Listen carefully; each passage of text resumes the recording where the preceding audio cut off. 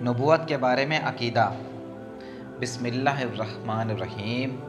اللہ کے نام سے شروع جو نہایت مہربان اور ہمیشہ رحم فرمانے والا ہے۔ سورت۔ مسلمان کے لیے جس طرح اللہ کی ذات اور صفات کا جاننا ضروری ہے، اسی طرح یہ جاننا بھی ضروری ہے کہ نبی کے لیے کیا جائز ہے، کیا واجب ہے اور کیا محال ہے، کیونکہ واجب کا انکار کرنا اور محال کا اقرار کرنا کفر کی وجہ ہے۔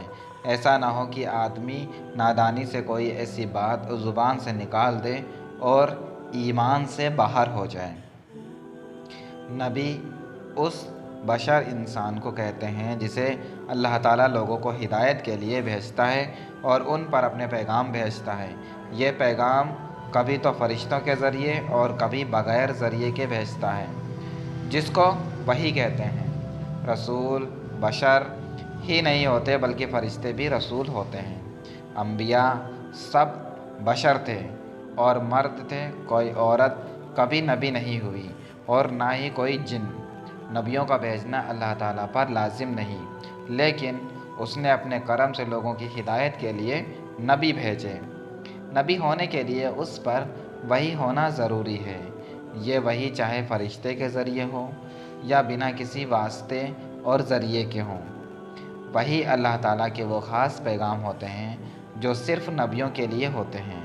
نبی کے علاوہ کسی اور کے لیے وحی کا ماننا کفر ہے۔ نبیوں کے خواب میں بھی جو چیز بتائی جائے وہ وحی ہے۔ نبی کا خواب کبھی جھوٹا نہیں ہو سکتا، ایسا گمان کرنا بھی جائز نہیں۔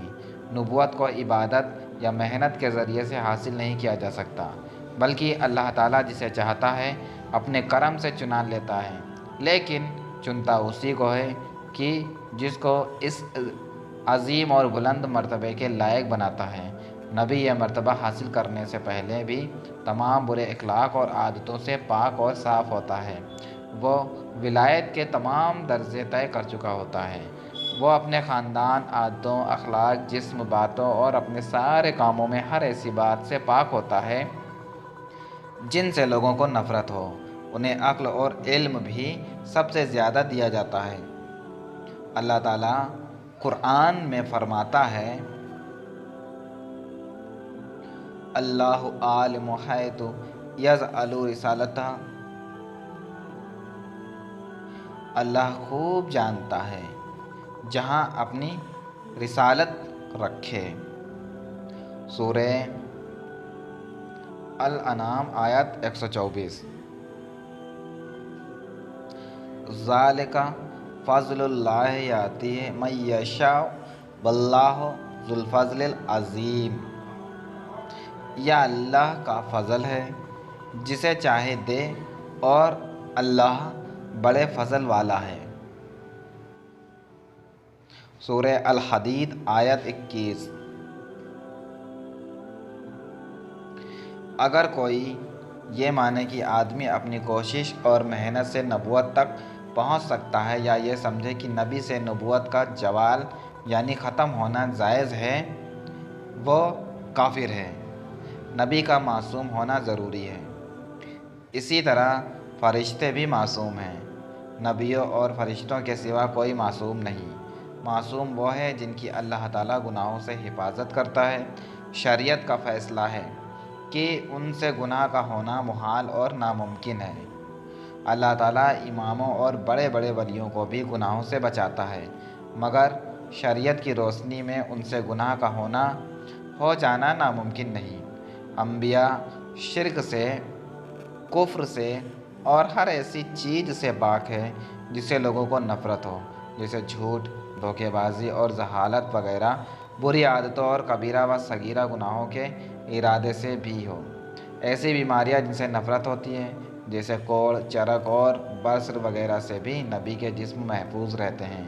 اللہ تعالیٰ نے نبیوں کو غیب کی خبروں دی، یہاں تک کہ زمین پر آسمان کا ہر ذرہ ہر نبی کے سامنے ہے۔ اللہ تعالیٰ نے اپنے نبیوں کو اتنا علم دیا ہوگا کہ اللہ اور اس کے نبی بہتر جانتے ہیں۔ ہماری یہ حیثیت یا مجال نہیں کہ اس پر اپنی زبان کھولیں۔ ایک بات اور دھیان میں رکھنی ضروری ہے کہ علم غیب جاتی صرف اللہ ہی کو ہے، اور نبیوں کا علم غیب عطائی یعنی اللہ تعالیٰ کے دینے سے حاصل ہوتا ہے۔ انبیاء غیب کی خبریں دینے کے لیے ہی آتے ہیں، کیونکہ دوزخ، جنت، قیامت، حشر، نشر اور عذاب، ثواب سب غیب ہے۔ نبیوں کا تو منصب ہی یہ ہے کہ وہ باتیں بتائیں کہ جن تک عقل اور حواس کی بھی پہنچ نہ ہو سکے، اور اسی کا نام غیب ہو۔ انبیاء کرام تمام مخلوق یہاں تک کہ ملائکہ سے بھی افضل ہے، اور ولی کتنا ہی بڑے مرتبے اور درجے والا ہو، کسی نبی کے برابر نہیں ہو سکتا۔ جو کوئی اللہ کی مخلوق میں سے غیب نبی سے اونچا یا نبی کے برابر بتائے وہ کافر ہے۔ نبی کی تعظیم فرض ہے، بلکہ تمام فرضوں کی اصل ہے۔ یہاں تک کہ اگر کوئی نبی کی تھوڑی سی بھی توہین کرے وہ کافر ہے۔ حضرت آدم علیہ السلام کو اللہ تعالیٰ نے بنا ماں باپ کے مٹی سے پیدا کیا اور اپنا خلیفہ بنایا اور تمام چیزوں کا علم دیا۔ فرشتوں کو اللہ نے حکم دیا کہ حضرت آدم علیہ السلام کو سجدہ کریں۔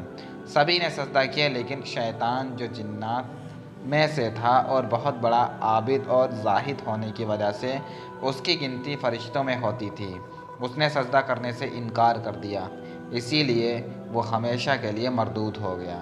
حضرت آدم علیہ السلام سے ہمارے حضور سید عالم حضرت محمد مصطفیٰ صلی اللہ علیہ وسلم تک اللہ تعالیٰ نے بہت سے نبی بھیجے۔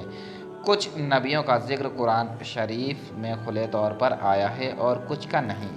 حضرت آدم علیہ السلام سے پہلے کوئی انسان نہیں تھا، بلکہ سب انسان حضرت آدم علیہ السلام کی ہی اولاد ہیں، اسی لیے انسان کو آدمی کہتے ہیں۔ نبیوں کی تعداد مقرر کرنا جائز نہیں، کیونکہ اس کے بارے میں لوگوں کی رائے الگ الگ ہے۔ تعداد مقرر کر کے اس تعداد پر ایمان رکھنے سے یہ خرابی لازم آئے گی کہ اگر جتنے نبی آئیں ان سے ہماری گنتی کم ہوئی تو جو نبی تھے ان کو ہم نے نبوت سے خارج کر دیا، اور اگر جتنے نبی آئے ان سے ہماری گنتی زیادہ ہوئی تو جو نبی نہیں تھے ان کو ہم نے نبی مان لیا۔ یہ دونوں باتیں اسی لیے ٹھیک نہیں کیونکہ نبی نہ ماننا یا ایسے کو نبی مان لینا جو نبی نہ ہو کفر ہے۔ اس لیے یہ عقیدہ رکھنا چاہیے کہ ہر نبی پر ہمارا ایمان ہے۔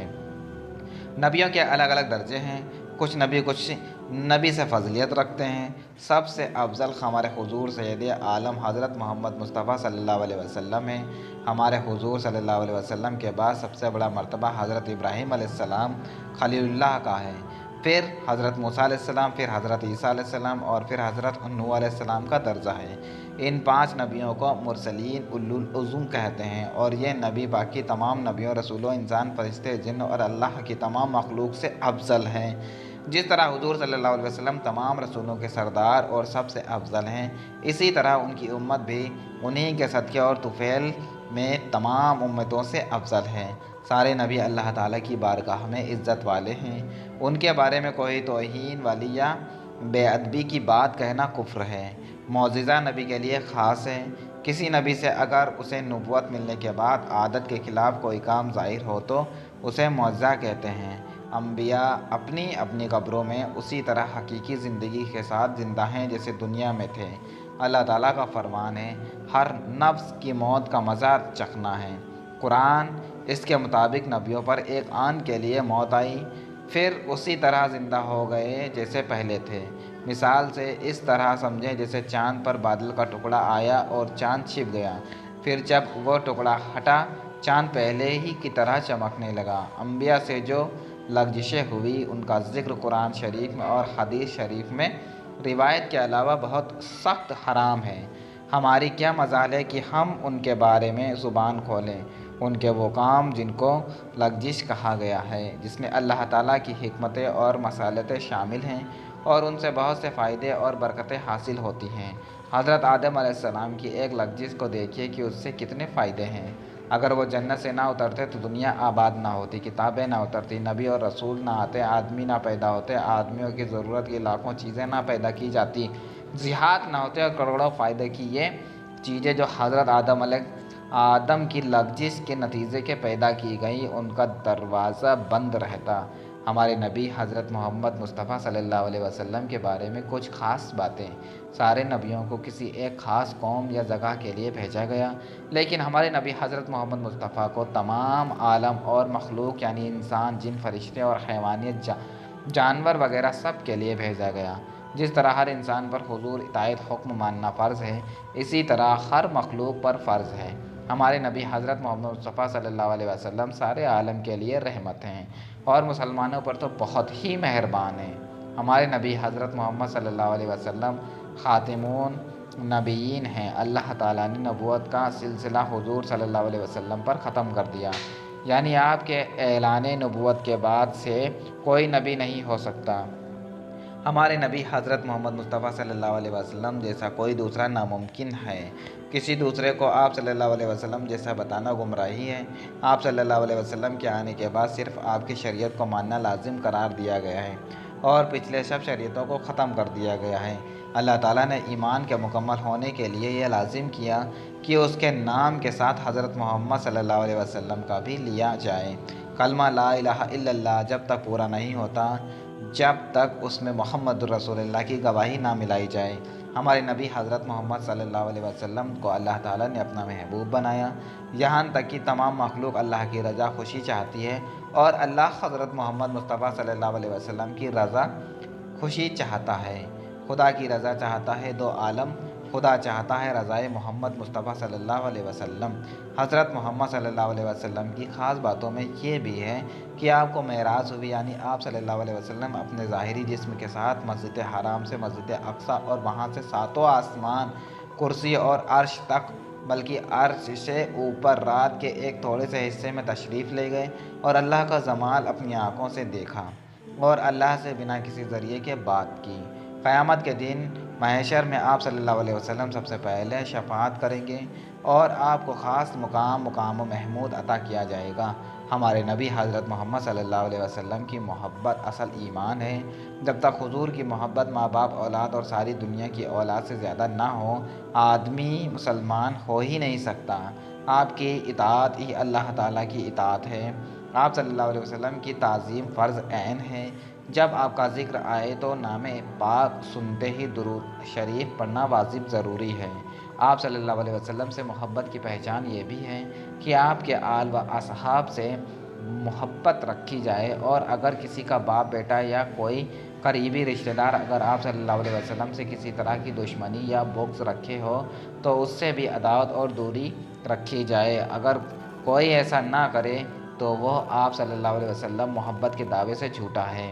اسی لیے صحابہ کریم نے آپ صلی اللہ علیہ وسلم کی محبت میں اپنے رشتہ دار، قریبی لوگوں، باپ، بھائیوں اور وطن کو چھوڑا، کیونکہ وہ کیسے ہو سکتا ہے کہ اللہ اور اس کے رسول سے محبت ہو اور ان کے دشمنوں سے بھی محبت باقی رہے۔ یہ دونوں الگ الگ راستے ہیں، ایک جنت تک پہنچاتا ہے تو دوسرا جہنم تک۔ آپ صلی اللہ علیہ وسلم سے محبت کی نشانی یہ بھی ہے کہ حضور کی شان میں جو الفاظ استعمال کیے جائیں وہ ادب میں ڈوبے ہوئے ہوں۔ اگر مدینہ شریف کے حاضر نصیب اور روضہ مبارک کی زیارت کی دولت مل جائے تو روضہ کے سامنے 4 ہاتھ کے فاصلے سے ادب سے ہاتھ باندھ کر کھڑے ہو کر سر جھکائے ہوئے سلام عرض کرے، بہت قریب نہ ہو جائے اور نہ ادھر ادھر دیکھے، اور خبردار بالکل شور نہ کرنا، کیونکہ عمر بھر کا سہارا کیا دھرا عقارب بیکار ہو جائے گا۔ آپ صلی اللہ علیہ وسلم سے محبت کی نشانی یہ بھی ہے کہ آپ کی سنتیں پر زیادہ سے زیادہ عمل کریں اور کسی بھی سنت کو ہلکا نہ جانے دیں، اور آپ صلی اللہ علیہ وسلم کی کسی بھی بات یا سنت کو اگر کوئی